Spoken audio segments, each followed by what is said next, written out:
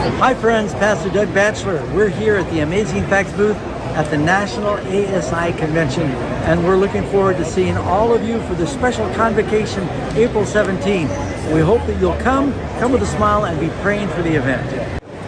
Hola mis queridos hermanos de Brasil. Tengo planes de estar en Sao Paulo del 17 al 21 de abril del año 2025. El título del campamento es El Camino Angosto. Ojalá que puedas asistir. Vamos a estudiar la Biblia profundamente y sé que Dios te va a bendecir. Te esperamos allá. Hello friends, this is Pastor John Ross. I'm here at ASI, and I want to remind you about the upcoming series of meetings called The Narrow Way, April the 17th through the 21st. We hope you're going to be there. So if you're planning on coming, you want to register. We've got some great speakers, Pastor Doug Batchelor, myself, and many others are going to be there to inspire you with great messages, wonderful music. So plan now to be there. God bless. I am extremely excited to join you guys in Sao Paulo next year. The reason is because the theme, Caminho Estreito, is a great theme because it focuses us on the fact that the way to heaven is not multiple, it's not divided, it's very simple, it's straight, and it's narrow. And the excitement of what Christ can do when the Holy Spirit is poured out there, you will not want to miss this. This will be the most powerful event to ever come to the country of Brazil by the grace of God. So if you're on the line, you're on the fringe, make the decision. God bless you. I'll see you soon. Hi, I'm Barbara O'Neill, and I'm going to be in Brazil between the 17th and the 21st of April 2025 at a camp meeting there called The Narrow Way, and I look forward to seeing you there. Hello, my Brazilian brothers and sisters. It's Christian Berdal from Shepherd's Call Ministry, and I'm so excited to invite you to Brazil. I'm coming back. There's going to be several of us together, amazing speakers. It's going to be an incredible weekend together. So make sure that you sign up here. Estamos juntos!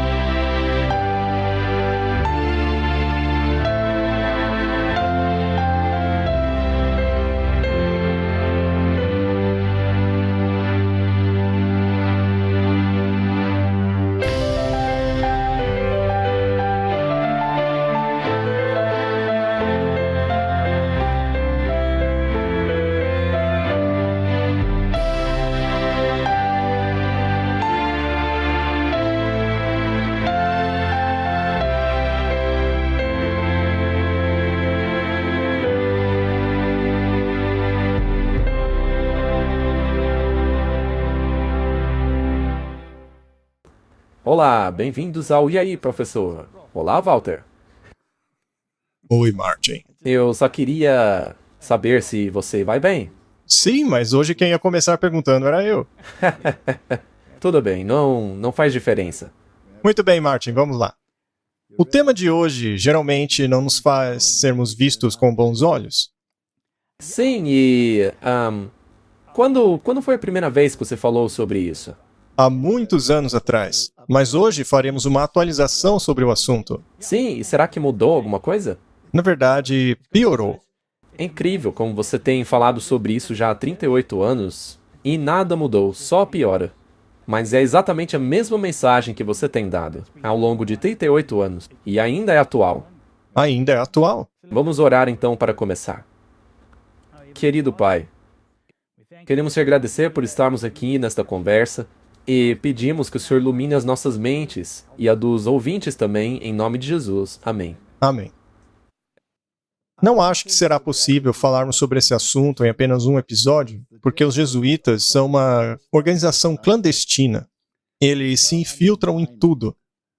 Isso faz com que abordar todos os aspectos da questão seja impossível, a menos que você faça uma série sobre eles. Aí sim você terá uma visão completa. Nós não vamos falar sobre as suas intrigas políticas hoje. Não vamos falar sobre o seu domínio sobre os sistemas educacionais. Não vamos falar sobre a sua infiltração nos negócios e comércios e governos e todas essas coisas. Também não vamos falar sobre a história diabólica deles, que os fizeram ser banidos aqui e acolá. Falaremos sobre o aspecto espiritual.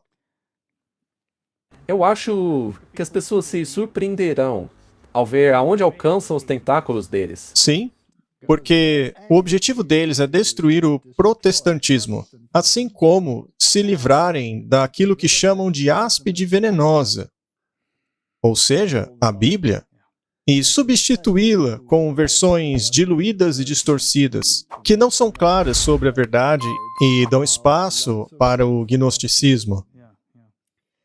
Eu também sei de antemão que muitos dentre o nosso próprio povo não gostam muito desse assunto, mas eu peço que ouçam com calma. Não tirem conclusões precipitadas. Sim, apenas leiam as declarações e vejam que não somos nós dizendo nada disso. Sim? Muito bem. O livro de Wiley's, A História da Reforma Protestante, é uma das melhores fontes que existem. Então vamos começar com uma citação deste livro. Eu gosto muito da maneira como ele escreve. Eles sabiam muito bem como utilizar a língua inglesa. Isso é muito verdade. Existem parágrafos que poderiam ser uma frase. Sim, é verdade. Mas vamos lá. O protestantismo não é apenas o resultado do progresso humano. Não é um mero princípio de perfectibilidade inerente à humanidade, ocupando o lugar de um dos seus poderes nativos, em virtude do qual, quando a sociedade se torna corrupta, ela pode se purificar. E, quando é interrompida em seu curso por alguma força externa ou para exaustão, pode recuperar suas energias e seguir adiante em seu caminho. Muito bem, Martin. É uma citação bastante profunda. Então, vamos simplificá-la. Ser um protestante não está inerente a nós mesmos. Deve vir de uma centelha divina. É algo que vem de fora. Não é algo que a humanidade pode simplesmente se autocorrigir. Se Deus não intervir em seu coração, você nunca obterá os princípios, nunca o compreenderá, e terminará onde a humanidade está. Na verdade, você irá de mal a pior. Você nunca irá do mal ao melhor. E mesmo que, por meio do engano, pareça melhorar, na verdade, está ficando pior. Esta é uma citação muito profunda.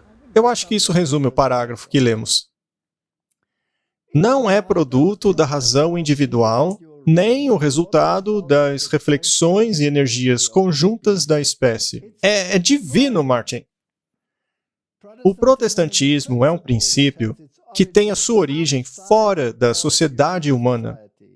É um enxerto divino na natureza intelectual e moral do homem, pelo qual novas vitalidades e forças são introduzidas e o tronco humano produz, a partir de então, um fruto mais nobre. Você não pode fazer isso por si mesmo. Tem que vir de fora. Ou seja, rejeitar o protestantismo é rejeitar a Deus. Com certeza. É a descida de uma influência nascida do céu que se alia aos instintos e poderes do indivíduo com todas as leis e anseios da sociedade, a qual, despertando tanto o ser individual como o social a uma nova vida e direcionando os seus esforços a objetivos mais nobres, que permite o mais alto desenvolvimento daquilo que a humanidade é capaz, assim como de todas as suas maiores conquistas. Ou seja, o protestantismo é o cristianismo reavivado. O protestantismo também é o inimigo das forças do mal. Com certeza. Para os inimigos da verdade, o protestantismo deve ser erradicado. Ele é um obstáculo. Como já dissemos, este é o livro A História do Protestantismo, de Wiley. É uma fonte de muito boa reputação. Vamos acrescentar ainda outra afirmação do livro Grande Conflito. Ao longo da cristandade, o protestantismo foi ameaçado por inimigos formidáveis. O primeiro triunfo da Reforma passou. Roma convocou novas forças na esperança de destruí-lo.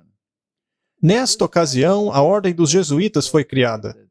A mais cruel, inescrupulosa e poderosa entre todos os campeões do papado. Não havia crime grande demais para cometerem. Nenhum engano era baixo demais para que praticassem. Nenhum disfarce difícil demais para assumirem. Votados à pobreza e humildade perpétuas, seu objetivo estudado era garantir riqueza e poder, ser devotos à derrubada do protestantismo e ao restabelecimento da supremacia papal. E sabe de uma coisa? Essa descrição deles chega até a ser branda. Para descrevê-los, eu utilizaria adjetivos muito mais adequados, digamos. Adjetivos muito mais fortes do que estes. E não estamos sendo levianos aqui. Isso é fato histórico. Uma vez que se entende o objetivo deles, todos deveriam se sentir assim. Há muito sangue nas mãos deles. Coisas do pior tipo que você pode imaginar. Drogas, coerção, armas, guerras, assassinatos. É inacreditável o fato desta ordem ainda estar funcionando hoje.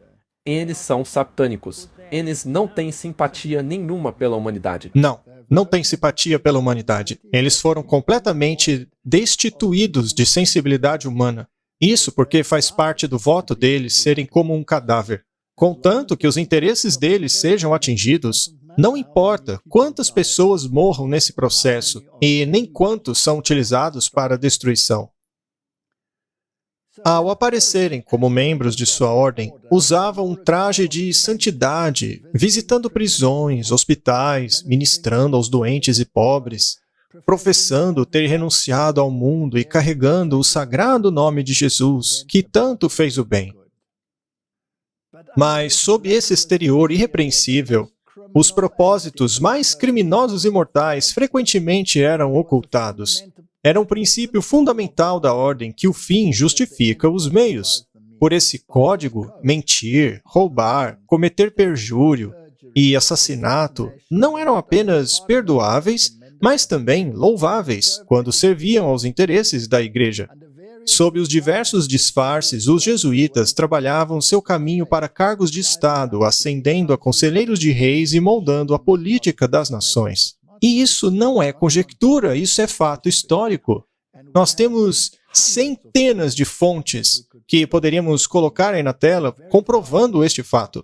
De presidentes dos Estados Unidos a líderes mundiais, a milhares de milhares que perceberam isso daí ao longo dos anos. E esse leopardo aí nunca muda suas manchas. Ele apenas cava mais fundo como uma topeira, aonde esconde a sua perversidade. Sim, você descreveu muito bem. Em 1816, John Adams escreveu ao presidente Jefferson: "Não teremos aqui enxames regulares deles, com tantos disfarces quanto apenas um rei dos ciganos pode assumir, vestidos como pintores, editores, escritores e mestres de escola. Se alguma vez existiu um grupo de homens que merecesse a condenação eterna na terra e no inferno, esta é a Sociedade de Loyola." Acho que ele não gostava deles. A julgar pelas palavras dele, me parece que ele não gostava mesmo. Mas, Martin, na minha pequena experiência de vida, veja, já estou chegando aos 76. Nossa, Martin, eu tô velho, hein? Velho? Sim. Ah, que nada. Sabe de uma coisa, Martin?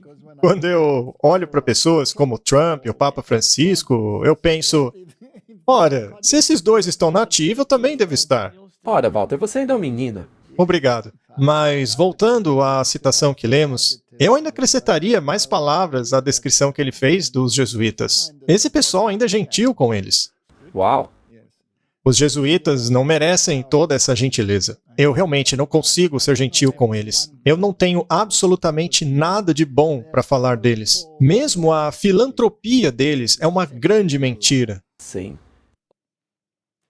O chamado mundo cristão será o teatro de grandes e decisivas ações. Homens em autoridade promulgarão leis para controlar a consciência de acordo com o exemplo do papado. E esse é o objetivo deles, Martin. Babilônia fará com que todas as nações bebam do vinho da fúria de sua fornicação, e cada país estará envolvido. Ninguém é capaz de escapar de suas maquinações. Ninguém.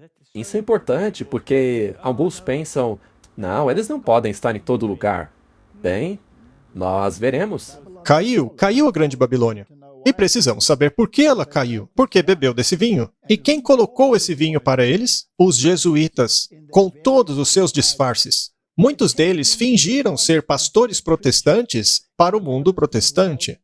Também fingiram ser imãs para os muçulmanos. Também fingiram ser líderes da sociedade indiana como faquirs. E também seja lá mais o que fingiram. Fingiram ser os melhores hindus, os melhores budistas. Nada escapou do disfarce deles. Tudo para disseminar uma espiritualidade que vem de baixo e não de cima. É isso mesmo. Muito bem, Martin. Para conseguir esse objetivo, deve-se substituir os valores morais absolutos pelo relativismo. Se você quer lutar contra Deus, você deve fingir que está usando as armas de Deus. Deve pervertê-las a tal ponto que passem a achar que você está servindo a Deus, enquanto na verdade está servindo Baal. Esse é o X da questão. Porque, veja, a primeira vez que eu vi isso, os meus olhos realmente foram abertos. Nós somos muito enganados. Nós achamos que esses infiltrados nessas denominações são bons cristãos. Você costumava adorar em denominações como essas, não é? Com certeza. E veja, não devemos culpar os enganados. Não, porque as pessoas estão sendo enganadas. E quem tirou você do engano? Com certeza foi o próprio Deus. Ele moveu o seu coração. E eu gostaria de deixar algo claro a todo mundo aqui. Ser enganado é a pior coisa do mundo. Eu sinto muita compaixão por todas essas pessoas que estão nessas denominações sendo enganadas. Mas não é essa a razão pela qual estamos fazendo esses programas? Exatamente. Para acordar as pessoas. É por isso que estamos fazendo esses programas, para que as pessoas sejam iluminadas com a verdade, para não serem mais enganadas. Correto. Nós não somos contra denominações. Somos contra o vinho do engano que está sendo dado a beber às pessoas sem que elas nem mesmo saibam. Nem mesmo os pastores sabem. Ninguém sabe. Porque os jesuítas envenenaram tudo de uma maneira muito bem feita. Assim, tem pastores que acham que estão bebendo de uma fonte divina, quando na verdade não é. Vamos ver então como eles substituíram as morais absolutas. Hebreus 12, verso 25 a 28.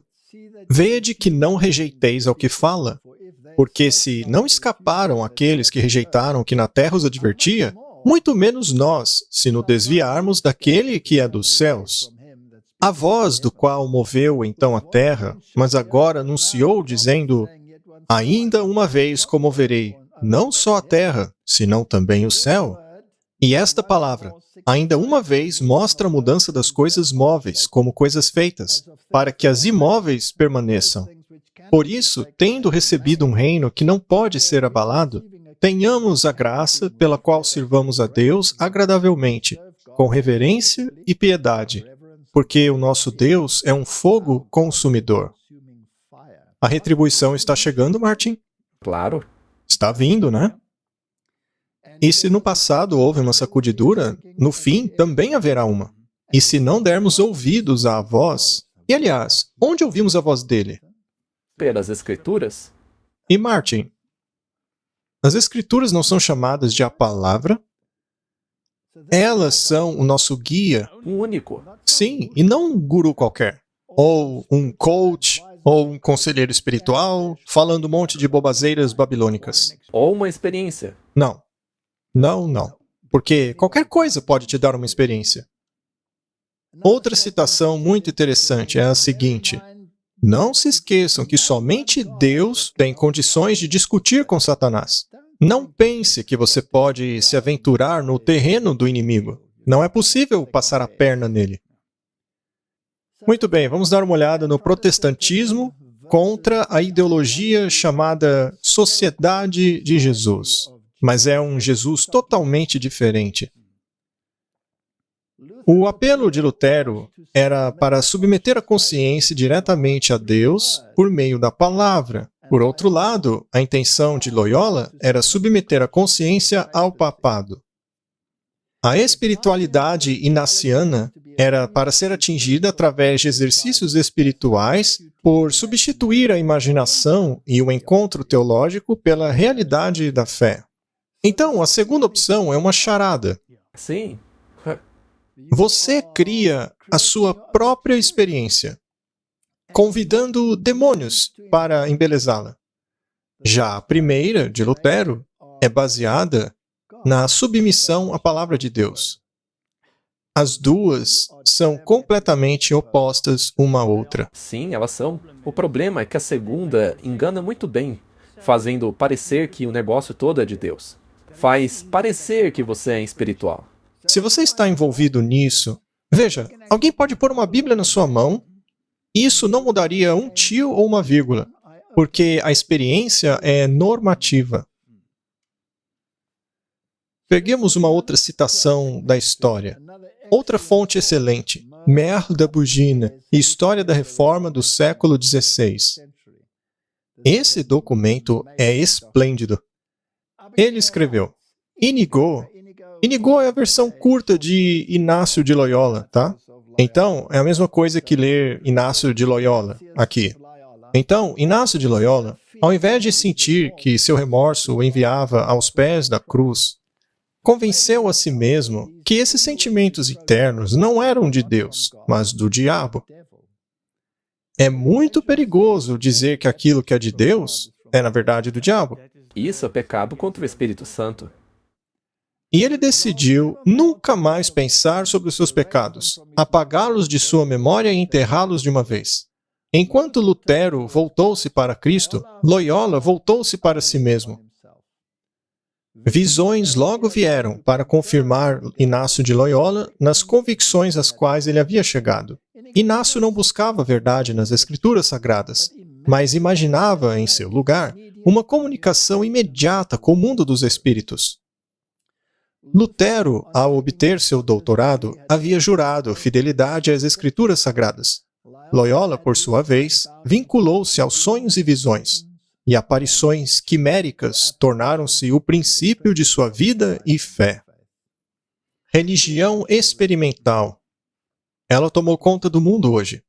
E, se podemos dizer, ao se ir a igrejas carismáticas, vemos muito pouco sendo dito sobre a Bíblia, muito mais sobre experiência. Correto? Vamos ver como isso funciona. Vamos dar um exemplo. Digamos que você tem um casamento feliz. E aí chega um bonitão qualquer aí e começa a conversar com a sua esposa. Ele começa a jogar conversinha na sua esposa, uma conversa inspirada pelo próprio diabo, tentando convencê-la de que ele é muito melhor para ela do que você, que é um perdedor. Dizendo que você não a valoriza, que você não a merece. E muito em breve, as afeições dela começam a se voltar para ele. E aí, não importa mais o que você diga, você não consegue mais convencê-la. Você pode ser um ótimo marido provedor e protetor, mas todos os dias ele vai a ela com flores e elogios. E assim que a esposa perde as afeições pelo marido, o casamento acaba. É assim que o diabo trabalha com aqueles que se entregaram a Cristo. O diabo trabalha com experiências. Ele te faz sentir tão bem que aquilo não poderia ser do diabo. Mas a Bíblia tem uma resposta muito direta a isso. É o 7º mandamento. Não cometerás adultério. Então, se a pessoa diz, está escrito, Aí acabou. chega. Vá embora com suas flores e conversinhas em cima de mim. A porta está ali. Vá embora e não volte nunca mais. Aí o problema estaria resolvido. A Bíblia resolve a questão. Sim, seria o que está escrito contra os sentimentos. Correto? Pode ser que a situação te incomode por algum tempo. Mas com oração, você pode vencer a situação. Depois você acaba percebendo a enrascada da qual se livrou. E isso é importante porque acontece o tempo todo. É assim que o diabo trabalha com aqueles que se entregaram a Jesus. Muito bem, vamos dar uma olhada em alguns jesuítas. Esse é o padre Arturo Sousa. Ele é o 31º general da Sociedade de Jesus. E ele sempre está atrás das cortinas. Você não escuta falar muito sobre ele. Ele é o Papa dos bastidores, o Papa Negro. Ainda assim, ele coloca um pedacinho de branco ali na roupa dele, para simbolizar a justiça, que ele não tem, aliás. Porque os princípios da ordem dos jesuítas nunca mudaram. E o Papa Negro e o Papa Branco, nesse caso, são ambos jesuítas. Eles trabalham lado a lado, um apoiando o outro. E quem está segurando em quem ali, Martin? Quem está se apoiando no outro? O Papa Branco. O Papa Branco é apoiado pelo Papa Negro. E se você for analisar a história, o poder do Papa Negro nunca pode ser diminuído. Ele fará o necessário para levar adiante os seus objetivos. Então, o Papa Branco se apoia nele. Essa imagem ilustra muito bem. E o interessante é que a lealdade do Papa Negro deve ser para com o Papa Branco. Sim. É uma situação complicada, mas eu acho que eles sabem exatamente o que fazer. Eles sabem exatamente como funciona. E debaixo daquele manto branco, pode ter certeza que ele veste calças negras. Esta é a solidariedade que eles têm. Estão de pé, um ao lado do outro, no seu conclave, onde certas decisões são tomadas, a fim de serem infiltrados de maneira bem sutil em cada campo da sociedade. Eles parecem muito felizes. Estão sorrindo porque acham que têm a ascendência. Mas eles não sabem o que os aguarda. Vejamos como eles cooperam. Karl Rahner, naturalmente todos sabem, é um jesuíta. Ele foi o principal idealizador do Concílio Vaticano II, o concílio no qual muitos protestantes acreditaram que Roma mudou. É isso mesmo. Fizemos um programa só sobre isso, né? E mostramos que eles não mudaram nada. Eles não mudaram coisa nenhuma. Na verdade, se infiltraram ainda mais. E, além disso, todas as afirmações teológicas feitas pelo papado foram estabelecidas. Totalmente certo. Ele foi o teólogo católico mais importante do século XX. E ele é conhecido por criar um diálogo entre a filosofia e a teologia. Martin, uma vez que você começa a fazer algo desse tipo, você passa a misturar a verdade e o erro. Colocar essas duas coisas em diálogo certamente vai resultar nisso. Afinal, o que há em comum entre a verdade e o erro? Nada. Absolutamente nada. Nadinha. Ele originou essa nova categoria religiosa chamada cristianismo anônimo, dizendo que ela abraça os budistas e vários outros não cristãos e até mesmo ateus. Ou seja, basicamente todo mundo que seja justo e bondoso. Mas a Bíblia diz que não há nenhum justo, porque o coração humano é desesperadoramente perverso. O que eles basicamente fizeram lá no Concílio do Vaticano II foi abraçar as outras religiões. Exatamente, eles abraçaram a todos, até mesmo os ateus. Abraçaram todos que rejeitam a Cristo. Isso chega a ser impressionante. Até então, eles eram essa instituição que não abraçava ninguém. Eles eram super estritos. E daí, de repente, começaram a abraçar todo mundo. E o mundo passou a gostar dessa instituição. Veja, Roma mudou. Antes matavam todos na fogueira. Agora estão abraçando todo mundo. Agora, tudo que é necessário é ter alguma fé em Deus. Esteja você ciente dessa fé ou não. Que? É isso mesmo, Martin. Todos eles fazem parte do cristianismo, ainda que não se chamem de cristãos. São pagãos que receberam a graça, mas não estão a par disso. Basicamente, essa filosofia diz que todos estão salvos. Sim. Para que ser cristão, então? É por isso que o Papa Francisco disse para não evangelizar. Exato. Muito bem, eu sei que estamos sendo um pouco repetitivos, mas eu preciso enfatizar que estamos abordando o lado espiritual aqui. Sim, temos que dar os detalhes. Muito bem. Eles se disfarçaram com ternos pretos e gravatas, ao invés de seus mantos jesuítas. Aqui está Ratzinger, que não era um jesuíta, mas era muito influenciado por eles. Os dois foram os arquitetos do Vaticano II. É muito interessante, então, que mais tarde o Ratzinger se tornou o Papa. O lema do Karl Rahner era: o nosso Senhor precisa se conformar ao mundo, e não o mundo a ele. Martin, essa frase é a coisa mais diabólica que eu já ouvi. É uma verdadeira piada isso. A primeira frase do Pai Nosso não diz: venha a nós o vosso reino, seja feita a tua vontade na terra, assim como é feita no céu. Não, segundo eles é o contrário. Para eles, a vontade de Deus deve se moldar segundo o reino satânico dessa terra. Outro importante arquiteto do Concílio Vaticano II foi o cardeal Sunens. Esse cardeal foi o responsável pelo reavivamento carismático. Então, Martin, o movimento carismático é um filho do papado. É triste, mas é verdade. É uma obra jesuíta. E o que foi que ele fez? Ele recebeu o prêmio Templeton, de 1976. Ele também era um maçom, tendo sido iniciado em 15 de junho de 1967. E, por ser maçom, ele podia trabalhar com os demais pastores protestantes, porque estes também eram maçons. Na verdade, eles provavelmente eram jesuítas disfarçados de pregadores protestantes.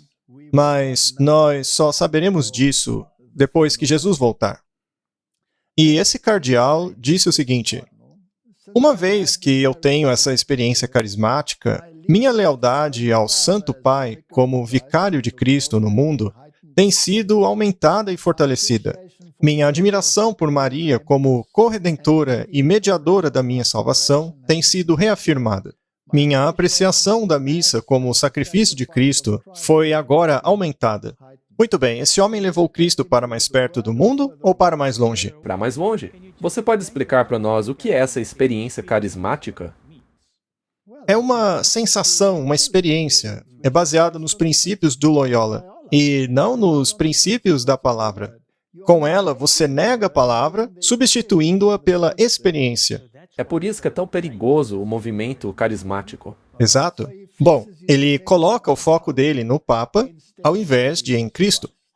Ele também coloca o seu foco em Maria como redentora, apesar da Bíblia dizer que não há nenhum outro nome pelo qual possamos ser salvos além de Jesus. E, finalmente, na missa, que é um sacrifício perpétuo, enquanto que, segundo a Bíblia, Jesus foi sacrificado de uma vez por todas. Então, essa experiência que eles tanto valorizam é totalmente anticristã, mas eles colocam essa roupagem cristã em cima dela. Muito bem, quem eles utilizaram a fim de alcançarem o mundo protestante? Bem, eles utilizaram uma senhora chamada Catherine Johanna Kuhlman, que viveu de 1907 a 1977. Ela era uma curandeira religiosa nos Estados Unidos. Ela acreditava em milagres e libertação pelo poder do Espírito Santo e foi parte do braço pentecostal dentro do cristianismo protestante. Então, eles se infiltraram dentro do protestantismo por meio dessa maneira de pensar. Com relação aos jesuítas, Alberto, que declarou ter sido um jesuíta, disse o seguinte: Catherine Kuhlman foi uma das maiores agentes infiltradas de Roma, incumbida de penetrar os pentecostais e protestantes por meio do movimento carismático. Ela foi uma mestra da hipnose e tinha poderes psíquicos tremendos. Como uma recompensa de sua obra extraordinária, ela ganhou uma audiência particular com o Papa. Que presente maravilhoso, né? Você ficaria agradecido de ganhar esse presente, Martin? Claro que não. Não, com certeza não. Como resultado de seu trabalho, a maioria hoje em dia ensina unidade, mas raramente pregam separação e santidade, coisas que apavoravam Roma.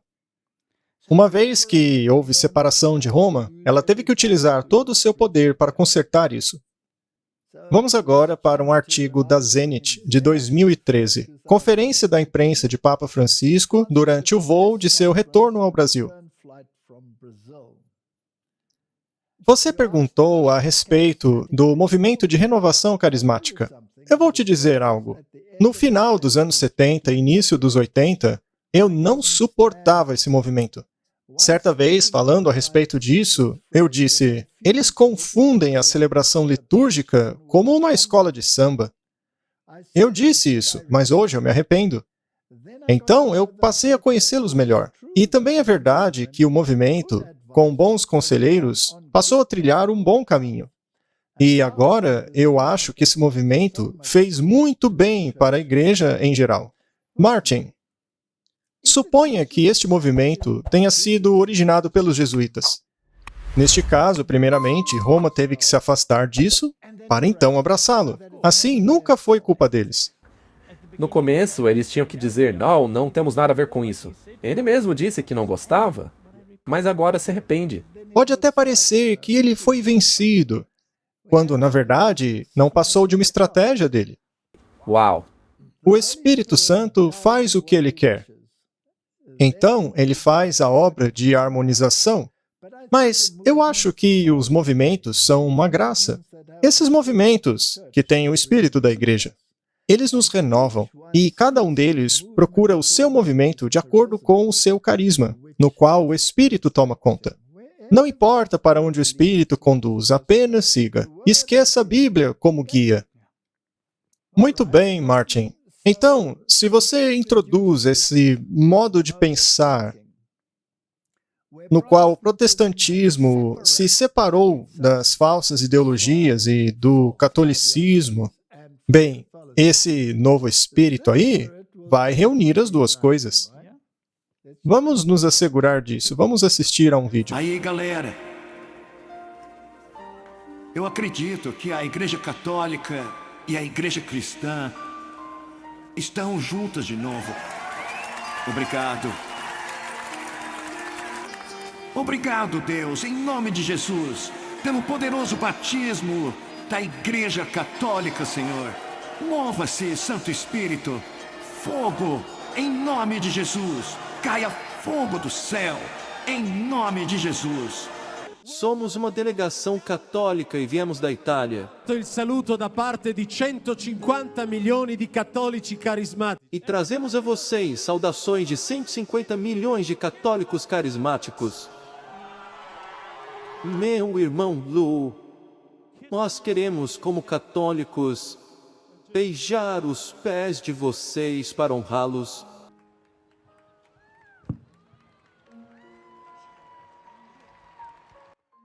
Será que agora vocês podem ver por que o diabo lutou por tanto tempo por essa mentira de que um católico não pode ser salvo? Vamos lá. O derramamento do Espírito Pentecostal de nosso tempo começou no Vaticano. Não começou em Seattle, não começou no Kansas. Foi um Papa que invocou a fé, pedindo que Deus enviasse o novo Pentecoste.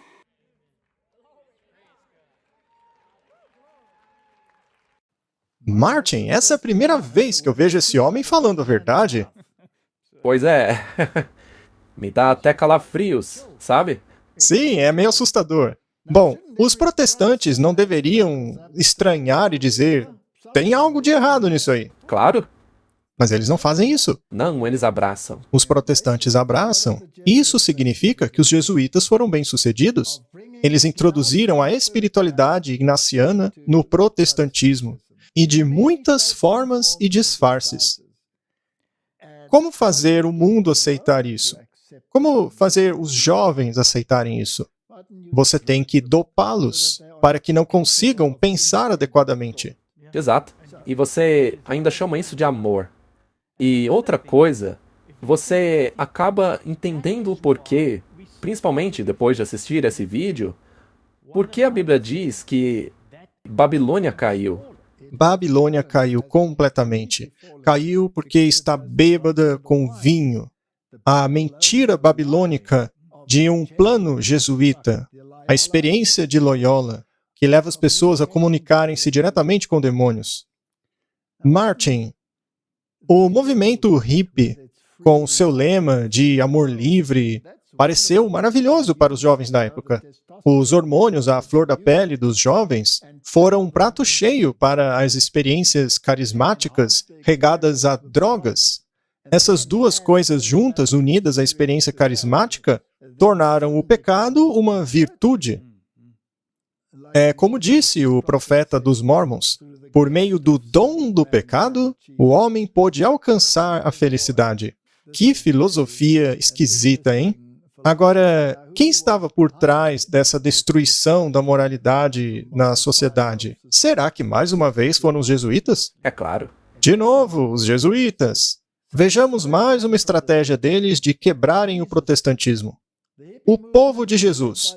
Os movimentos hippie foram conduzidos por jesuítas como Max Surley, da Universidade de Georgetown. E isso acabou resultando na filosofia do Jesus cabeludo antissistema. Você acredita que recentemente eu vi esse tipo de coisa dentro de nossa própria igreja? Claro, acredito. É por isso que as pessoas têm que prestar atenção para onde isso está caminhando. Coloque-se no lugar de sua própria igreja, para onde você vai. Seja qual for a denominação, e preste atenção para ver se isso não está ganhando força. Outro dia eu fui pregar em uma igreja que tinha essa filosofia do cabelão. Eu fiquei horrorizado. Eles transformaram a igreja em algo parecido com uma discoteca com globo de luz e tudo. O evangelho do amor, o evangelho liberal, o evangelho da prosperidade. Martin, quantos pregadores você não vê falando sobre isso hoje? A casa do café de Jesus, o rock and roll de Jesus, tudo isso oferece um Jesus existencial que vai de encontro com as necessidades de todas as culturas e credos. O Jesus de hoje atende a qualquer necessidade, seja ela do inferno ou do céu. Seja heavy metal, música clássica, música pop, não importa. Jesus gosta de tudo. Tem até mesmo a igreja do Café com Jesus, que vem de uma imagem mais de igreja conservadora. Sim, vamos entupir sua cabeça com cafeína para que você não consiga pensar direito, devido a 40% de restrição sanguínea ao seu cérebro. Pois é. Dessa forma, você acaba aceitando aquilo que ouve de maneira mais fácil. Exatamente. Muito bem. Aí você vê ele, o jesuíta, criador dessas coisas. Em 1961, ele começou a ensinar teologia na Universidade de Georgetown, em Washington, permanecendo lá até a sua morte. Em 62, ele tornou-se amigo da família de Robert Kennedy e tornou-se um tutor dos seus filhos. Isso é assustador, Martin, considerando as estruturas de poder atuais. E nós já mostramos que o Júnior admitiu que foi criado em escolas jesuítas. Exato. Todos os dias, ao longo da década de 60, ele passava horas com a família Kennedy, ensinando e auxiliando na criação. Ele também se tornou amigo e confidente do presidente e da sua esposa, aconselhando a família e oferecendo uma missa diária para eles após o assassinato de John Kennedy. Mais tarde, ele consolou os filhos de Robert Kennedy, depois do também assassinato de seu pai. Mas foi Martin Luther King Jr. que mudou a sua vida novamente.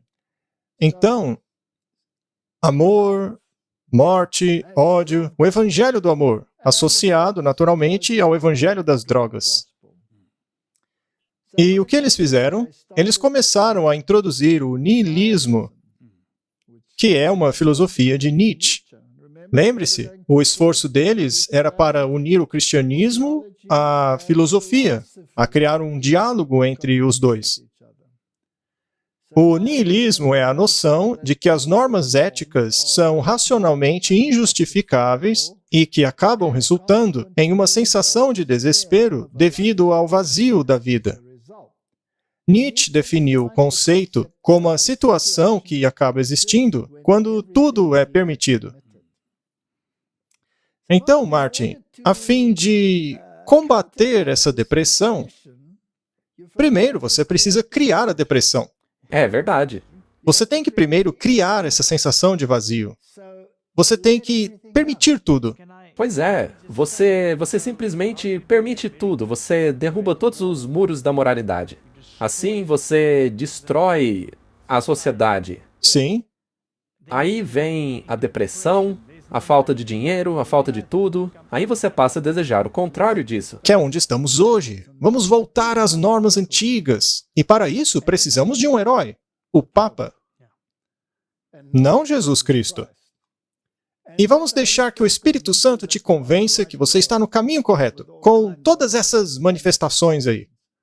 E aí eles trazem as filosofias orientais, como o yoga e as meditações, e a indústria da música faz um trabalho muito bom em introduzir tudo isso na mente da humanidade.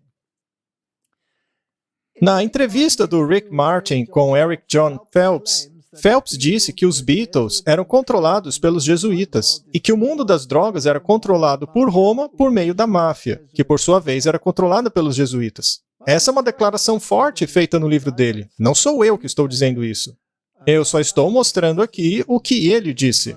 Agora, eu acho plausível. Na verdade, eu acho mais do que isso. Quanto mais se estuda o assunto, mais faz sentido. Veja aqui embaixo o sinal do diabo, o 666. Os Beatles foram a primeira banda de rock a utilizar a tríade do demônio em uma capa de disco. Então veja que eles passaram a introduzir essas ideias. E como você já mencionou em outro episódio, eles foram os mais amados de todos. De um lado, você tinha os irreverentes, como os Rolling Stones, que agradavam os mais revoltadinhos, e do outro lado você tinha os Beatles, que eram mais palatáveis aos conservadores. Daniel já disse, todos os tipos de música. Todos os tipos. E que tipo de filosofia tinha o Elvis Presley, por exemplo? Que tipo de filosofia ele trazia? Por vezes, Elvis Presley lia passagens do livro de Blavatsky, A Voz do Silêncio, para sua plateia. É um livro que promove a meditação hindu como parte do autodescobrimento. Enquanto isso, os Beatles praticavam e promoviam a meditação transcendental. Enquanto esteve na Índia, John Lennon escreveu a um fã: a meditação transcendental não se opõe a nenhuma religião. Ela é baseada nas verdades básicas de todas as religiões. O denominador comum é a experiência com Deus. Esse concílio ficou conhecido como o Vaticano II. Aconteceu em Roma, com mais de 2.000 bispos católicos de todo o mundo. O Vaticano II ajudou a pavimentar o caminho para o diálogo interreligioso, promovendo unidade entre as religiões do mundo ao promover os tesouros místicos da Igreja Católica, ou seja, suas orações contemplativas. O termo oração contemplativa foi historicamente relacionado a várias ordens monásticas de monges e freiras, cujos estilos de vida eram direcionados a práticas ascéticas e orações contemplativas como uma forma de misticismo. O Vaticano II pediu que entrássemos em diálogo com a meditação oriental, porque o nosso monasticismo é uma área em comum que o cristianismo tem com eles. De acordo com o Vaticano II, eles teriam um papel fundamental na evangelização do mundo. E foi exatamente isso que aconteceu. Uma vez que se entra no misticismo, Martin, você passa a comunicar-se com demônios. Isso é uma coisa assustadora porque a maioria das pessoas nem percebe. Isso aconteceu em minha própria vida. Você deve se lembrar, quando eu comecei a estudar as Escrituras, que eu tinha todo tipo de problemas em minha casa. E eu tinha que chamar os exorcistas para darem um jeito na confusão. E esse exorcista católico, que era um senhor, vinha à minha casa e fazia uma missa lá. Ele entrava em todos os cômodos da casa e realmente lá tinha uma presença demoníaca. Quando ele saía, quando ele ia embora, o problema estava resolvido. Eu tive 1 ano de paz. No entanto, mais tarde, e esse testemunho está na internet, as pessoas podem procurar, mas eu acabei me deparando com as Escrituras e descobri que a Bíblia é a norma da verdade. E quando eu comecei a me aventurar com a Bíblia, Recebi um telefonema, 1 ano depois, daquele mesmo padre exorcista, me dizendo para parar o que eu estava começando a fazer. Ou seja, ler a Bíblia. Isso! Volte para a Igreja Católica. Pare de estudar esse negócio. Ele disse que o meu pai, que já estava morto na época, estava sofrendo horrivelmente no purgatório, como consequência do meu estudo bíblico. Nessa altura você já conhecia a verdade sobre os mortos? Eu já sabia da verdade sobre os mortos, sim. Minhas orelhas levantaram quando ele falou isso no telefone. Isso foi 38, 39 anos atrás. E aí eu disse a ele, como você sabe que o meu pai está sofrendo no purgatório? Quem disse isso para você? E ele não titubeou nem um pouco. Ele disse, as freiras me contaram. As freiras que nunca veem a luz do dia. Aquelas que ficam dentro do monastério, numa determinada estrutura monástica ali na Cidade do Cabo. E eu disse a ele, tá bom, mas como que as freiras sabem que o meu pai está sofrendo no purgatório? E ele disse que elas falam com os espíritos, e que os espíritos haviam dito a ela. Então veja só o nível. Elas estavam se sujeitando aos ensinos de demônios. É assim que funciona, Martin. Portanto, eles fizeram isso, eles trouxeram esse misticismo oriental para dentro de toda a sociedade.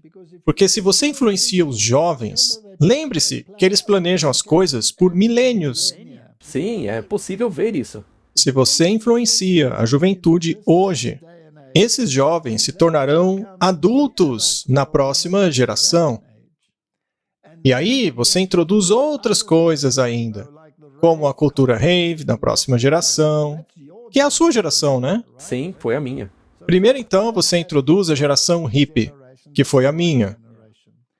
Aí eles introduzem todas essas ideias por meio da música, dos Beatles, tudo isso, né? Aí eles inserem a cultura rave, na qual aumentaram o uso de drogas para destruírem o tecido cerebral. Martin, você utilizou esse tipo de droga? Sim, utilizei. E você tem orgulho disso? Claro que não. Mas é aí que está. Quando você está fazendo isso, quando você está no meio dessa loucura religiosa toda, mesmo que você esteja em uma religião falsa, você não percebe, você não acorda. Uma das razões pelas quais as pessoas usam drogas, como o êxtase e todas elas, é porque elas dão uma sensação de elevação, de alta consciência. De repente, você se torna mais consciencioso do universo. Mas não, você simplesmente está enxergando as coisas sob a perspectiva do diabo. Sim, é tudo baseado em euforia. E tudo mescla muito bem. Você pode fazer essas coisas aí, por exemplo, e ainda assim ir a uma igreja carismática, porque o sentimento ali é o mesmo. Ele ainda está lá. Que bom que você saiu disso, Martin. Todo mundo sai? Infelizmente não. Será que o diabo se importa com quantas vidas são destruídas? Quantas mentes jovens ele destrói? Será que ele se preocupa? Martin, eu mal posso esperar para o dia da retribuição. Eu também. Muito bem. Aí você chega no ponto em que a fibra moral da sociedade foi destruída. Bom, aí você introduz o cuidado de Heidegger, conhecido como sorte. Martin, eu já quero vomitar, mas enfim, vamos continuar. Deus está morto. Portanto, as respostas da vida estão dentro de você mesmo. Não há propósito na vida. Então, como conseguir um? Tire de dentro de você, não da Bíblia. Deixa a Bíblia para lá. Continuando. Autoestima e a psicologia cristã. Então, você começa com a autoestima. Aí você escreve livros sobre isso, como fez o Robert Schuller. E também todos os maçons. E aí você leva isso para os filmes, especialmente desenhos. Acredite no seu coração. Isso, ouça o seu coração. Heidegger ensinou que a alma era legitimada ao mostrar cuidado pelos outros. Isso é pura filosofia jesuíta, Martin. Você dá o sabonete, você lava o pé, mas o resto do corpo continua em pura imundície. Mas isso acabou te elevando. Que trabalho maravilhoso você fez. E é aí que entra o problema. Eles pegam algo bom e acabam distorcendo. Muito bem. E uma vez que você foi autenticado, esse cuidado, que eles chamam de Sorge em alemão, é baseado no Dasein, que significa ser. Ou seja, eles estão dizendo que são deuses. Isso é nojento. Continuando. Essa é a religião do eu, a religião do anticristo, aonde Deus é removido, a igreja estabelece a norma e passa a educar as massas por meio de psicologia cristã, diretores espirituais, laboratórios de cuidado, até que uma nova formação espiritual é atingida. Existe toda essa nova espiritualidade que não é baseada nas escrituras, mas em obras. Vamos avançar mais um pouco. Devemos desenvolver uma nova moralidade. Devemos nos tornar a igreja que cuida. O padre Gustavo Gutierrez, o que será que ele tem a dizer sobre isso? Martin, eu odeio que eles se chamem de padres. Eles não são pais. Nesse mundo, você tem o seu pai biológico e o seu pai celestial. Esses daí que se dizem padres não são pais de ninguém. Aprendemos no catolicismo, graças à teologização do padre Gustavo Gutierrez, que a igreja na América Latina deve assumir uma posição clara contra a justiça social. Agora a igreja tem um novo inimigo. Não é mais o pecado, é a injustiça social. O que eles fazem, então, é criar injustiça social para que haja necessidade da justiça social. Para se tornarem, então, os heróis. Exato. Vamos criar injustiça social. Por exemplo, vamos criar injustiça baseada em raças. Aqueles que introduziram essa questão de sistema racial no mundo, seja no nosso país ou em qualquer parte do mundo, foram os maçons. E a favor do processo revolucionário. E via Leonardo Boff, que a igreja deve ser definida em termos de energia, carisma e progresso no mundo. Eles querem se tornar uma igreja mundial, e não uma igreja da salvação e do evangelho. As atividades da igreja em favor da justiça social e direitos humanos não são meramente preparatórias para a verdadeira missão da igreja, como achava a noção pré-evangelização antes do Vaticano II. O comprometimento da igreja para envolver-se na luta pela justiça social, paz e direitos humanos é essencial ou constitutiva, parte de sua missão. Então, para eles, o evangelho virou justiça social. E é por isso que tantas igrejas cristãs se uniram a Roma hoje pelo ecumenismo. É claro. Todo mundo quer essa capa de bonzinho, de justiça social, que Roma criou. Se as pessoas acreditassem que todos foram criados iguais, se as pessoas acreditassem que por um sangue ele criou todas as nações do mundo, nós estaríamos todos unidos em Cristo e não por essa besteira que eles inventaram. Os jesuítas são a base disso daí, e o dia deles acertarem as contas com Deus está chegando. Vamos agora para o presente, setembro de 2024. Papa aos movimentos populares. Lutem pela justiça social e econômica. Esse aí é o homem do evangelho, Martin? Ele, na verdade, é do diabo. É isso mesmo. O Papa se encontra com os representantes de movimentos populares, marcando o 10º aniversário de seu primeiro encontro no Vaticano, encorajando a luta contra as injustiças sociais, reiterando o seu objetivo de um salário mínimo universal e impostos mais caros para bilionários. As massas não gostam desse discurso? Claro que gostam. É claro que elas gostam. Agora, não seria maravilhoso para as próprias elites se as massas dependessem delas não apenas para comer, mas para beber o vinho de falsas doutrinas? E outra coisa, será que isso seria mesmo para o bem das massas? Claro que não. Não apenas continuariam pobres, mas totalmente dependentes. É ainda pior. Cuidado para não praticar a sua justiça diante dos homens para serem vistos por eles. Isso não serve de reprovação a eles? Sim, e muitos filantropos se encaixam nisso daí. Mas é possível ser um filantropo para o bem. Na verdade, nós deveríamos ser. Mas muitos ajudam os pobres para serem vistos por eles. Para aparecerem nas manchetes. Citação do Espírito de Profecia. Enquanto alegam serem zelosos para honrarem a lei, a autoexaltação é o que realmente buscam. Cristo lhes mostraria que o amante do próprio eu é um transgressor da lei. Martin, temos que tomar muito cuidado. Bom, então eles estão preparando as mentes do povo para essa nova espiritualidade. espiritualidadeinaciana.com. Vamos à própria fonte agora. Os exercícios espirituais são uma compilação de meditações, orações e práticas contemplativas desenvolvidas pelo Santo Inácio de Loyola para ajudar as pessoas a aprofundarem seu relacionamento com Deus. Com demônios, na verdade, né? Continuando. Por séculos, esses exercícios eram administrados em longos retiros de cerca de 30 dias de solidão e silêncio.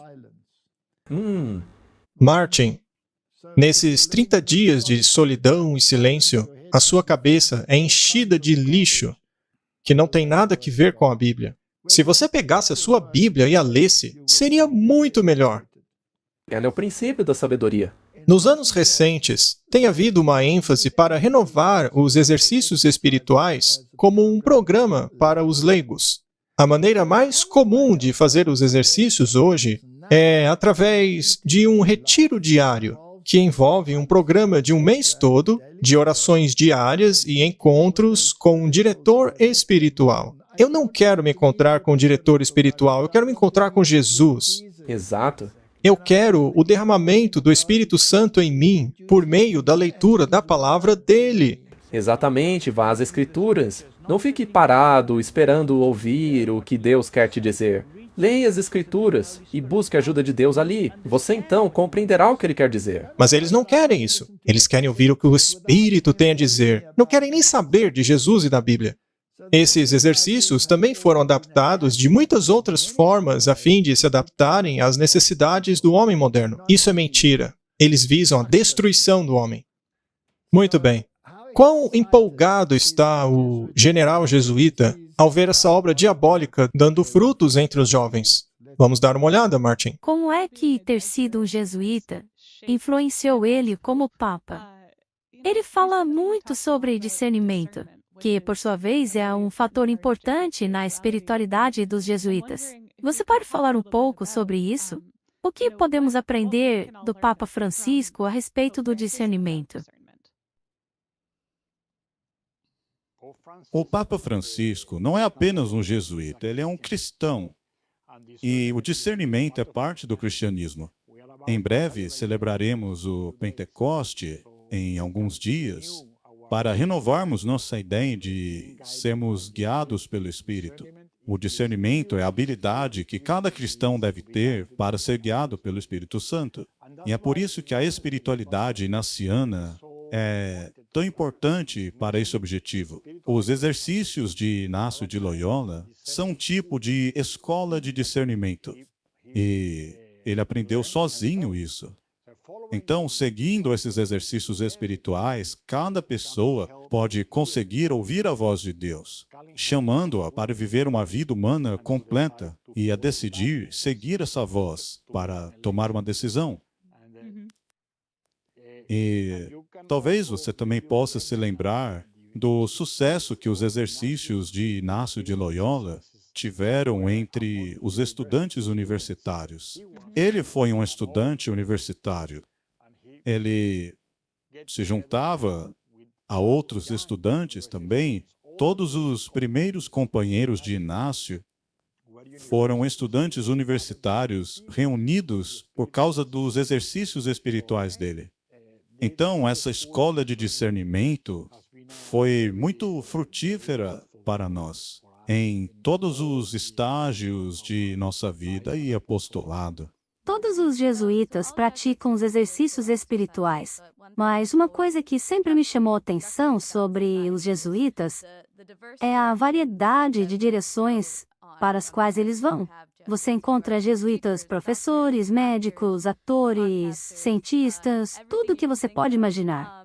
E essa variedade, certamente, explica a força dos jesuítas. Mas, como o senhor, sendo uma pessoa no topo, sendo o pescoço do corpo dessa ordem, como você lida com essa variedade de atuações? Você sabia que eu mesmo, a cada dia, descubro uma novidade que um jesuíta está fazendo por aí? Isso foi muito esclarecedor, Martin. Por acaso, ele não reconheceu tudo que temos dito até agora? Sim, ele admitiu. Mas tem umas sutilezas ali, que as pessoas podem não perceber sem estudar o que eles estão fazendo. Ele disse que o discernimento É uma coisa muito importante. Mas de onde vem o discernimento? Para eles, vem de dentro. Sim, dos exercícios. Exato. O discernimento não vem da palavra de Deus. Ele então diz que esse discernimento conduz para uma vivência humana completa. Eu não acho que a maioria das pessoas entendeu isso, porque esta é a nova definição de salvação, de acordo com o Vaticano II. Segundo o Concílio do Vaticano II, ser salvo é viver uma vida humana completa. Isso significa que você só tem a vida aqui na Terra, porque não haverá uma futura. Basicamente, você está sendo destruído espiritualmente. Mas então, o que realmente é ser salvo? Viver uma vida humana completa? Ou ser verdadeiramente salvo, que é ser coberto pelo sangue do Cordeiro, para receber a justiça dele sobre nós, para que possamos ficar de pé no mar de cristal, entre todo o povo santo de Deus, de todas as eras, na sociedade do céu. E isso é salvação. Não essa bobagem que eles estão empurrando goela abaixo. E a salvação da Bíblia é a vida eterna também. Sim. Não apenas essa vida aqui. O diabo promete a você uma vida aqui. E o diabo não fez essa mesma proposta a Jesus? Ele prometeu sucesso nessa vida. Eu te darei tudo isso. Essa é a tentação do diabo. Alguns ele dá mais do que outros, e estes se tornam ídolos. Martin, eu fico muito indignado, pois ele faz isso com as estrelas do rock, com as estrelas do esporte, com os mega pregadores que dizem: "Ah, me dê o seu dinheiro para que eu possa voar de jatinho e justificar esse dinheiro." Martin, esse pessoal me deixa doente. Infelizmente, se você olhar para isso, como você mencionou, eles não planejam para anos, eles planejam por milênios. Sim, eles planejam por gerações. E quando você analisa como eles fizeram essa infiltração ao longo dos séculos, é realmente de cair o queixo. Muito bem, vamos ver como eles trabalham. Os retiros jesuítas duram 4 semanas, e eles são conduzidos por alguém que eles chamam de coach. Somente o diretor compreendeu a mente e o coração da espiritualidade inaciana, que é o distinto serviço de Cristo, que na verdade não é coisa nenhuma, Martin. Enfim, pode preencher essa tarefa de adaptar os exercícios às exatas necessidades do indivíduo ou grupo ao qual ele está falando. Eles são como a serpente, como um camaleão. Um mestre de retiro experiente, que saiba muito bem os exercícios, fará numerosos pequenos ajustes em suas abordagens da meditação para adaptá-la à educação, temperamento, papel na vida, idade e interesse de sua audiência. Esses jesuítas treinados estão por trás disso. E isso foi tirado diretamente dos exercícios espirituais de Inácio. É a própria fonte. E a questão é que eles também podem fazer isso durante a pregação. Enquanto estão pregando, eles podem fazer esses ajustes também. Eu acredito que muitos e muitos desses mega pregadores são jesuítas disfarçados, muito bem treinados nesses exercícios espirituais para enganar a sociedade com o vinho babilônico. Muito bem, mas o que isso significa? Isso foi retirado do livro Os Exercícios Espirituais de Inácio de Loyola. Vejamos só. A primeira regra é colocar de lado todo o julgamento. Essa é a primeira regra do que não se fazer. E essa é a mensagem do primeiro anjo. O juízo chegou. Sim, eles não querem que você pense. Sim, eles querem que você abandone o juízo e o discernimento. E ele não mencionou mesmo antes o discernimento. Eles querem que você aceite o discernimento deles. E que discernimento? O de ser como um cadáver, como um indivíduo morto, que dá ouvidos a tudo o que lhe é dito. Como, por exemplo, aquilo que é dito por um experiente instrutor nesses exercícios espirituais. Então, todo o julgamento deve ser posto de lado. Devemos deixar nossas mentes prontas para obedecer em tudo a verdadeira esposa de Cristo, nosso Senhor, que é a nossa santa igreja, a igreja hierárquica. Então, essa é a primeira regra, Martin. Dar ouvidos ao que a igreja diz e ignorar a Bíblia.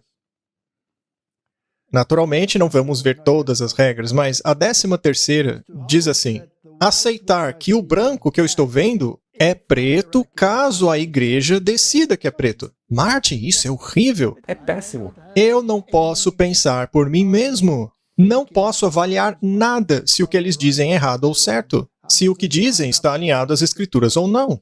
Eu acho que se você se aprofunda nesses exercícios espirituais, é como ele disse, o seu discernimento virá a partir desses exercícios. Depois de ouvir todo esse lixo dito por demônios, você vai começar a pensar como eles. Na verdade, é isso aí. Basicamente, o que eles querem que você faça ou que pense é que, uma vez que foi o Espírito do Senhor que deu os 10 mandamentos à nossa Santa Mãe, a Igreja, nesse caso, tudo o que essa Igreja disser é verdade. Mas espera aí, Martin, os 10 mandamentos da Igreja Católica são espúrios. Eles são uma mentira. Não estão em harmonia com a Bíblia. Não precisa ser inteligente para ver que os 10 mandamentos da Igreja Católica não são os 10 mandamentos da Bíblia. Mas é claro, para isso você tem que usar o seu julgamento. E essa é uma questão importante, porque são os mandamentos da Igreja Católica que serão implementados como lei. Martin, você sabia que há certas famílias de castores nos Estados Unidos que sabem reconhecer o dia do sábado, deixando de construir barragens nesse dia? Até os animais são mais sábios que os seres humanos. Até os castores entendem isso. As abelhas também. É verdade. Até mesmo os animais podem ensinar os homens sobre isso. Muito bem, Martin. Vamos perguntar a eles quem é o verdadeiro chefe. Eu queria perguntar uma coisa para o senhor, já que o senhor é o general dos jesuítas. O Papa Francisco, antes de ser Papa, era um jesuíta. E agora, ele presta contas ao senhor ou o senhor presta contas a ele? Ele é o Papa. Ele é o Papa. Isso está bem claro. Mas ele ainda é jesuíta. Sim, mas todo jesuíta presta contas ao Papa. Mas, apenas para ficar mais claro, quando o jesuíta se torna um bispo, a obediência não é mais para os superiores da ordem dos jesuítas. Os bispos prestam contas ao Papa, e o Papa presta contas a si mesmo, ao Espírito. Mas eu acho que vocês se lembram que Inácio de Loyola costumava chamar o Papa de a luz de Cristo na Terra. Ele é o Papa. Então eu presto contas a ele. Martin, me explique melhor o que acabamos de ouvir, por favor. Eu acho que eu coloquei meu discernimento de lado. O que foi que ele disse? Bom, ele praticamente disse que o Papa é autossuficiente. E depois ele afirmou que o Loyola deu todas as coisas ao Papa justamente por ele depender de si mesmo. Isso faz dele o quê? Deus? Impressionante. Sendo assim, o Papa Francisco é submisso ao Papa Negro ou o Papa Negro é submisso a ele, mesmo os dois sendo jesuítas? Afinal, o Papa Francisco jurou lealdade ao Papa Negro. Será que agora inverteu? Como é que funciona? Bom, vamos continuar com a conversa que ele teve lá no avião. Ana Caroline Pigozzi perguntou ao Papa o seguinte: Boa noite, Santo Padre. Eu gostaria de saber se você, uma vez que o senhor é o Papa, ainda se sente um jesuíta. O Papa respondeu: Essa é uma questão teológica, porque os jesuítas votam obediência ao Papa. Mas, se o Papa é um jesuíta, talvez ele devesse jurar lealdade ao general dos jesuítas. Eu não sei como resolver isso. Eu me sinto um jesuíta em minha espiritualidade, na espiritualidade dos exercícios. Aquela espiritualidade que eu tenho em meu coração. Ainda assim, mexe comigo o fato de que em 3 dias eu celebrarei com os jesuítas a festa de São Inácio. Eu vou conduzir a missa da manhã. Eu não mudei minha espiritualidade, não. Franciscano? Não. Eu me sinto um jesuíta, e eu penso como um jesuíta. E eu não digo isso de maneira hipócrita, porque eu realmente penso como um jesuíta. Ele não pensa hipocriticamente? Eu acho que ele pensa hipocriticamente, porque ele nega completamente a palavra de Deus. Bom, isso basicamente resume tudo aquilo que temos dito. Nós agora sabemos o papel que desempenham esses exercícios. Então, se as pessoas quiserem dizer que ele é um grande homem, lembrem-se de que o leopardo não muda suas manchas. Nós fizemos um episódio inteiro sobre isso. E eu repito, são eles que estão dizendo. Pois é, ele depende de si mesmo. Muito bem, Martin. Vamos agora do chamado Santo Padre da Igreja Católica para aquele que eles chamam de pai do protestantismo atual, o Rick Warren. Eu estou tão feliz pelo fato do meu pai ser o Pai do céu e Jesus Cristo a quem ele enviou. Vamos ouvir o que esse pai do protestantismo atual tem a dizer. Rick Warren, em seu livro A Igreja com Propósito, diz que o movimento da formação espiritual tem uma mensagem vital e foi dada à igreja como uma chamada para despertar. O pastor da Saddleback Church, Lance Wheat, escreveu a respeito da oração contemplativa, também conhecida como visualização. Para quem não sabe, isso é 100% espiritualidade inaciana. Em seu artigo intitulado Desfrutando da Presença de Deus em Solitude, ele diz assim: nos foi designado aproveitar a presença de Deus, mas é mais fácil dizer do que fazer. Martin, Deus prometeu estar conosco por meio de sua palavra. No artigo, Wheat utiliza Thomas Merton como um exemplo. Que exemplo sublime, não é? Só se for espiritualidade depravada. Ele utiliza como exemplo de alguém que conhecia a solidão. Mas a solidão de Merton estava conectada às suas simpatias budistas. Merton comparava a oração contemplativa a uma viagem de LSD. Bom, para ele ter feito essa comparação, ele com certeza devia saber como era. Pois é. Recentemente lançaram aquele filme A Revolução Jesus, baseado no movimento hippie. O pregador que saiu de lá estava drogado com LSD e outras coisas quando ele começou o movimento. Ele termina o artigo dizendo: o objetivo da solidão não é tanto desconectar de um mundo maluco, mas sim mudar as frequências, induzindo ritmos alfa, para que assim eu possa ouvir o Pai. Eu imagino qual pai ele esteja ouvindo. Seria o pai da mentira? Acho que sim. Vamos dar uma olhada agora no curso alfa e na filosofia dos grupos de célula. Isso daí, Martin, está bem difundido. Pois é, precisamos tomar cuidado. Primeiramente, temos que ver o que eles ensinam. Sim. E agora veremos como eles implementam. Exato. Vamos ver aonde chegam os tentáculos deles. Não é à toa que o polvo é um dos símbolos deles. É verdade, é um dos símbolos deles. Você se lembra em um dos Jogos Olímpicos que eles utilizaram o polvo como símbolo? Eles sabem exatamente o que estão utilizando. Eles têm os tentáculos em toda parte. Muito bem, esse é Nick Gumbel, o fundador do curso Alpha. Será que eles têm raízes católicas? Será que esses protestantes têm raízes católicas? Vamos dar uma olhada nesse curso Alpha. Ele consiste de 10 semanas que explora o básico da fé cristã e tem sido descrito como uma oportunidade para explorar o significado da vida. O primeiro curso Alpha é uma introdução ao curso e inclui comes e bebes. Cada sessão semanal aborda uma questão diferente em torno da fé e é projetada para promover uma discussão autêntica e aberta. Nós também teremos discussão do grupo Alpha em grupos para estudantes de idade de 11 a 13 anos e também para 14 a 18 anos. O próximo curso Alpha ocorrerá na igreja New Life e começa em 28 de janeiro de 2025 às 7 da noite. Não estão a todo vapor? Em pleno funcionamento. O fundador do curso Alpha visitou o Papa e recebeu as bênçãos dele. Todo o protocolo. Bom, vamos continuar. Nós te convidamos a explorar as grandes questões da vida. Início social. Começamos uma noite alfa, com tempo apenas para sentar e papear uns com os outros, junto a uma mesa com café, chá e outros petiscos. Descobrimos que começar com socialização ajuda a dar um tom mais festivo aos encontros. Então, Martin, é uma reunião social que reúne as pessoas a este relacionamento de fé.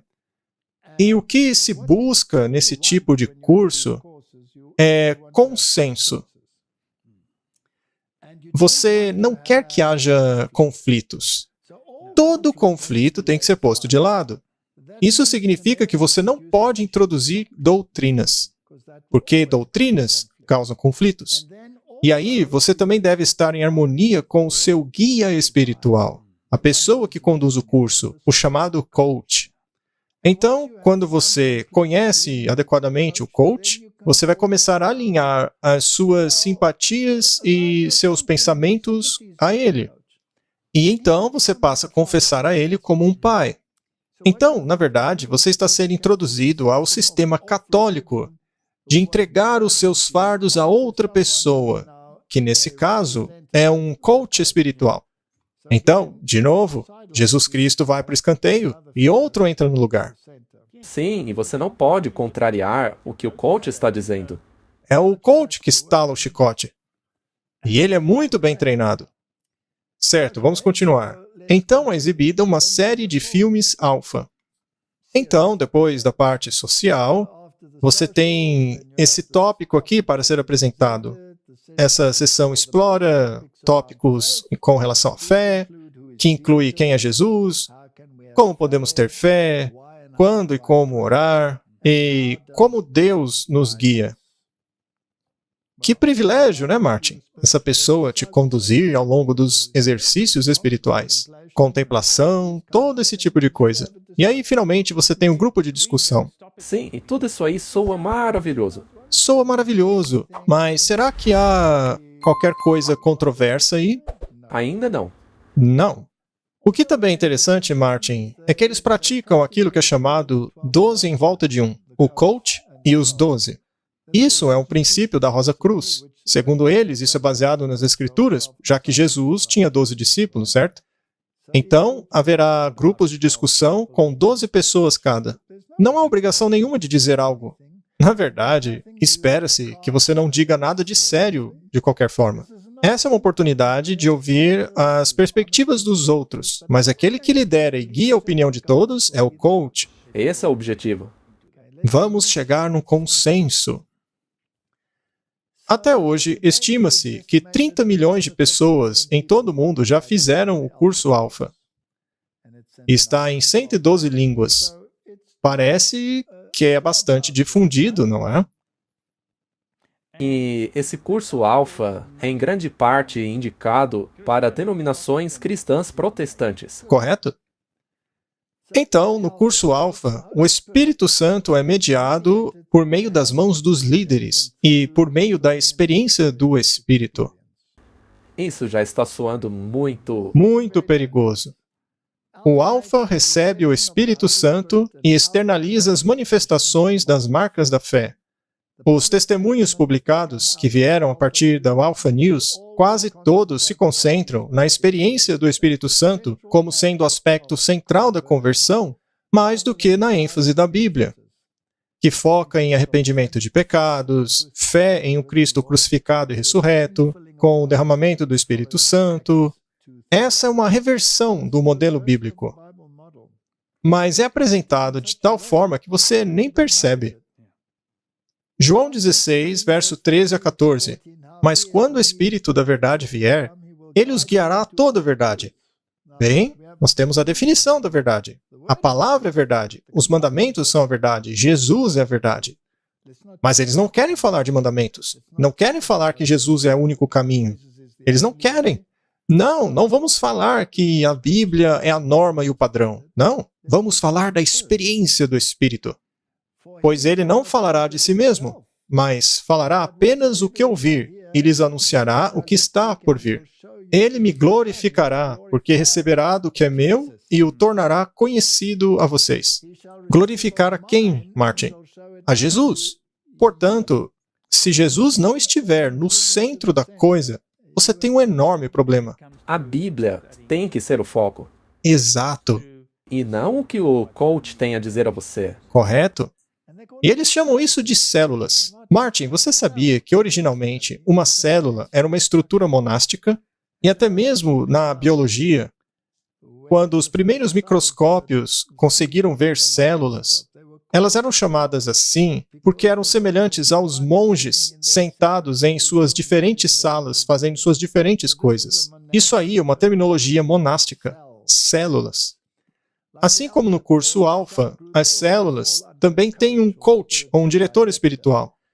Elas são designadas para trazer as pessoas a um consenso teológico, para celebrar a liturgia e sacrificar normas individuais em favor das normas do grupo e da dinâmica por meio de pressão do grupo. Brilhante, né? E elas nem percebem. Não, elas nem percebem que é pressão de grupo. Sim, elas não querem ficar de fora do consenso. Vamos ver agora como é introduzida a espiritualidade jesuítica. Temos aqui um livro que foi concebido dentro do contexto da África do Sul. Ele é oriundo de uma escola de liderança e é do grupo Palavra Viva. Os parágrafos que leremos agora foram retirados do manual sobre como conduzir uma célula. A célula tem um anfitrião, um líder, um Timóteo e os participantes. Uma célula atende ao cuidado pastoral, às necessidades individuais e possui uma estrutura e duração específicas. Ela forma a ponte entre as pessoas e a igreja. Cada membro do grupo é evangelizado, consolidado e edificado como discípulo e enviado. Ele então é chamado de formado. Exato, isso faz sentido, porque esse líder é enviado para que os outros passem a pensar exatamente como ele. Elas são formadas, por isso formação espiritual. A duração de uma sessão é de 1 hora e começa com uma introdução, louvor e oração, tema, aplicação e atividades finais. Desvios do formato não são permitidos. Além disso, os membros não têm permissão para trocar de grupos celulares e murmurações e críticas não são permitidas. Unidade de pensamento, sentimentos e compromissos são buscados.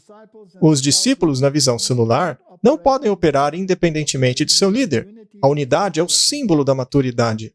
Isso foi retirado do manual deles. Foi retirado do manual deles. Então, você não pode pensar por si mesmo. Você tem que se alinhar ao grupo, especialmente àquilo que foi ensinado pelo coach. Eu me manteria a quilômetros de distância desse coach. E de novo, isso soa tão bom para as pessoas. Elas vão para uma célula perto da casa delas. A igreja também tem uma célula. Ah, vamos na célula na minha casa. Você tem que ficar esperto com isso. É uma sessão de confissão ao coach. E o problema é que parece maravilhoso estar em um grupo, porque as pessoas querem se ajudar. Elas querem estar juntas. Elas querem experimentar algo espiritual. Uma experiência espiritual. Modelos para o sucesso. Declare que o sucesso é seu. Esse é o poder do pensamento positivo. Persevere, sonhe, visualize. Esse poder do pensamento positivo é promovido pelo Donald Trump. Sim. Não foi aquele... Norman Vincent Peale? Sim. E ele não é maçom de 33º grau? Ele foi um jesuíta infiltrado. Ele era treinado em jesuitismo. Obediência e respeito pela liderança é fundamental. Martin, eu também digo que a gente deve respeitar a liderança. Com certeza. Mas a partir do momento que a liderança começa a te desviar da verdade, ao invés de levá-lo à palavra de Deus, você deve repreender a liderança e dizer por que ela está errada. Sim, você não pode ficar quieto apenas pelo bem de todos. O líder buscará conselho de seus superiores treinados na igreja e a confiança de seus discípulos. Além disso, os discípulos devem ser encorajados a fazerem confidência ao líder com relação aos seus problemas. Ou seja, tem que se confessar a ele. Exatamente como o sistema católico. É uma infiltração. Veja, eu não sou contra você pedir conselho a alguém quando você tem um problema. Mas os melhores conselhos vêm quando você está ajoelhado. E veja, o problema é como você disse. Você tem essas estruturas na igreja também. Mas tem um jeito certo de se fazer isso. Isso é jesuítico. Isso é jesuíta. E aí você tem o modelo de 12 em volta de um. Isso é Rosa Cruz. É o ocultismo. Porque é um modelo baseado supostamente no cristianismo. Mas eles pervertem o cristianismo. Jesus levou 3 anos e meio para treinar os 12, e por isso as células utilizam o conceito de 12 em torno de 1. Jesus não escolheu 13, mas 12. Com times de 12, nós começamos a restaurar o altar de Deus no mundo. O quê? Martin, o que é isso? O segredo está no número 12. O modelo de 12 sempre tem estado no coração de Deus, e esse número simboliza o governo e a autoridade. Hoje nós parece que temos um Papa na Terra, seu conselheiro espiritual, ou o seu pequeno Papa. Pois é. Lá na nossa escola, Martin, tínhamos 7 estudantes, certo? Eu acho que eu nunca vou querer fazer turmas de 12. Pois é, e nem de 13, 11 ou 14, enfim. Mas ainda que aconteça surgir uma turma de 12, não se preocupe, nós vamos focar na Bíblia e na oração. Na verdade, não importa o número de pessoas. Sim, não faz parte dos nossos princípios ter um número formado de 12 igual eles. Não, porque não existe uma fórmula mágica. O nosso foco é a Bíblia, não esse monte de bobaginha aí. Tanto faz o número. O que importa é o estudo. Bom, mas vamos nos assegurar que eles de fato seguem esse tipo de prática. Aqui nós temos um documento da Irmandade da Rosa Cruz. Tiramos da própria página deles. E eles dizem claramente que 12 é o símbolo do zodíaco, que envolve o nosso sistema solar. Também existem 12 semitons na música e 12 apóstolos que se reuniam em volta de Cristo. E ainda há outros exemplos desse agrupamento de 12 em volta de um. A Ordem de Rosa Cruz é, portanto, também composta de 12 irmãos e um 13º. Está aí, Martin. Ocultistas falando. É incrível como eles infiltram mesmo. E as pessoas nem percebem. Certo, vamos continuar com o que dizem no manual deles. Vamos lá. Um mentor é descrito como alguém com uma comissão sacerdotal, que é misericordioso, compassivo, aprovado e santo. Ora, a Bíblia diz que ninguém é santo, ninguém. Então, chamar o Papa de Santo Padre é a blasfêmia das blasfêmias. Então, Martin, isso é horrendo, é algo abominável. Temos apenas um sacerdote. Apenas um. Não existe sacerdote algum aqui nessa terra. Hoje em dia não se sacrifica mais nada. Isso porque o verdadeiro sacrifício já foi feito em Jesus. Os textos mencionados incluem passagens do Evangelho de João e do livro de Hebreus, que referem-se a Jesus e ao ministério do sumo sacerdote, que tipificaram o ministério de Jesus. Interessante. Mas a questão é que o antítipo já veio, só que eles estão trazendo de volta o tipo. Eles estão trazendo o tipo de volta, isso é o catolicismo. Entre os muitos aspectos positivos, grande ênfase é colocada no jejum, nos dons do Espírito, como o dom da cura, da profecia, poder, milagres, línguas, mas, é claro, excluindo a função do Espírito Santo na convicção do pecado, justiça e julgamento. Eles ignoram essas coisas, né? E veja, eles mesmos escreveram isso. O estudante também é informado que Paulo gastou a maior parte do seu tempo orando em línguas estranhas. Que coisa ridícula! A Bíblia é clara em dizer que eram línguas estrangeiras. Paulo disse, eu agradeço a Deus porque falo mais línguas do que vocês todos. E isso porque Paulo falava na língua nativa daqueles a quem ele estava se dirigindo. Esse pessoal perverte completamente a Bíblia. É inacreditável. Muito bem, exercícios espirituais versus fé. Exegeses contra exegeses. Exegeses é quando você acrescenta algo na palavra. Exegese é quando você estuda o que a palavra realmente está dizendo. Então, exegeses contra exegese. As duas coisas são opostas. A exegese visa extrair da palavra aquilo que Deus colocou ali.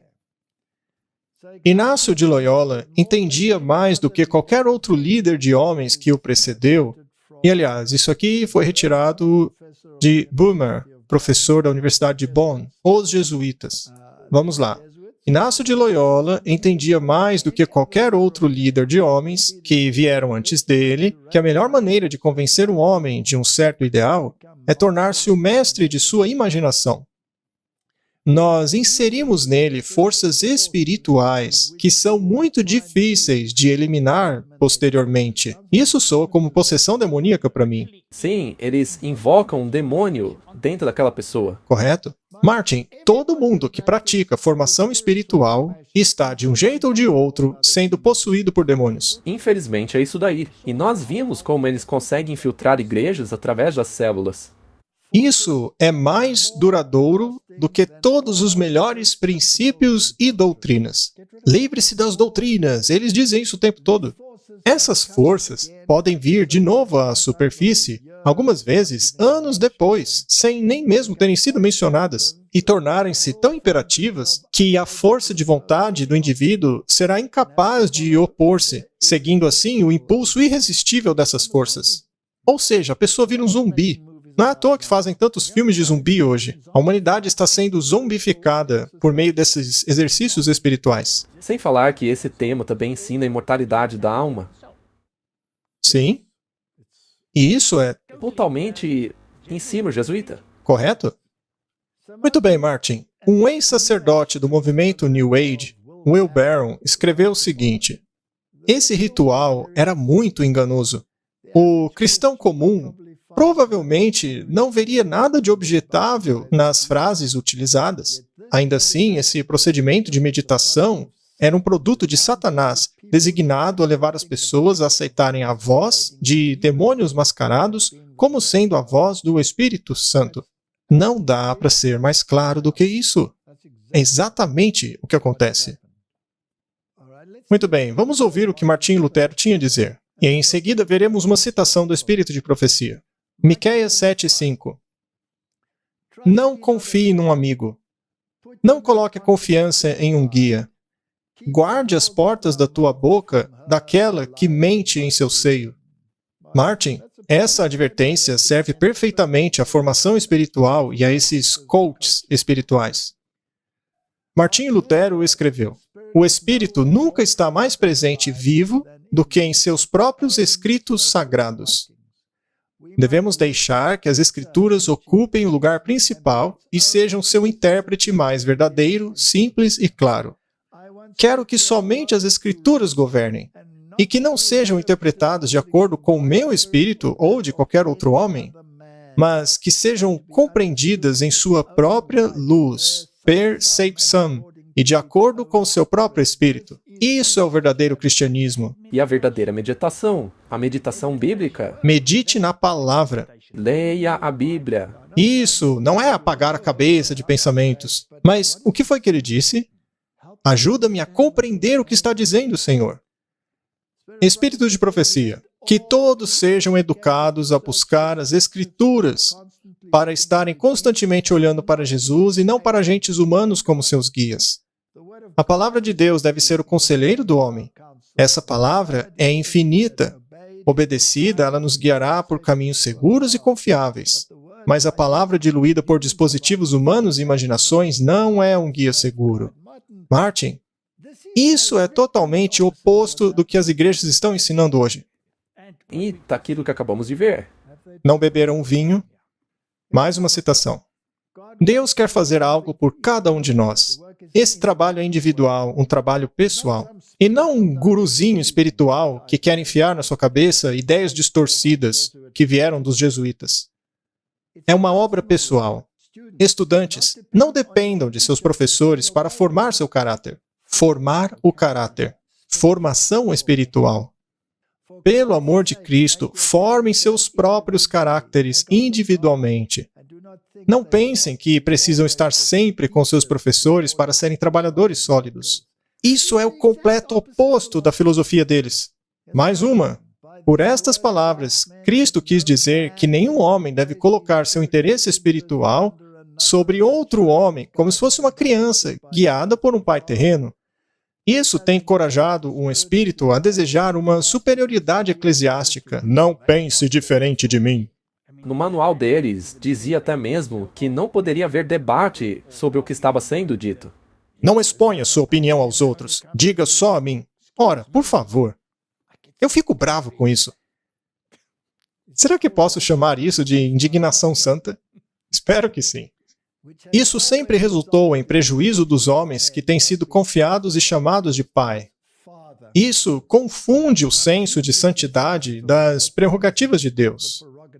E aqui embaixo temos mais uma, veja. Como em eras anteriores, as verdades especiais para esse tempo são encontradas não com as autoridades eclesiásticas, mas com homens e mulheres que não são muito instruídos ou sábios demais para acreditar na palavra de Deus. Martin, eu não quero me tornar tão sábio que comece a não acreditar na palavra de Deus. Quero acreditar nela, de Gênesis a Apocalipse, e caso eu não esteja conforme essa palavra, que o Espírito Santo me ajude a entender aonde estou errado. Vamos terminar com alguns versos bíblicos. Salmos 32, verso 8. Instruir-te-ei e ensinar-te-ei o caminho que deves seguir. Guiar-te-ei com os meus olhos. Que verso maravilhoso! Vamos deixar que Deus nos guie por meio da palavra dele. Sim, eu posso assistir palestras e sermões. Eu posso ouvir a opinião dos outros. Mas se discordarem da palavra de Deus, corra. Sim, principalmente quando você não pode ter a sua própria opinião. Exato. Aí, caia fora. Isaías 48, 17. Assim diz o Senhor, o teu Redentor, o Santo de Israel. Eu sou o Senhor teu Deus que te ensina o que é útil e te guia pelo caminho em que deves andar. Deixe que a palavra de Deus seja o teu guia, que possamos dar ouvidos a apenas aquilo que está em harmonia com a palavra de Deus. Eu acho que podemos terminar aqui o nosso primeiro episódio sobre este assunto, porque, infelizmente, a coisa vai ficar ainda pior. Infelizmente. Tem muito mais ainda, que a gente vai mostrar em outro episódio. Vamos orar então. Querido Pai, o engano está correndo solto por aí, com essa formação espiritual de Inácio de Loyola.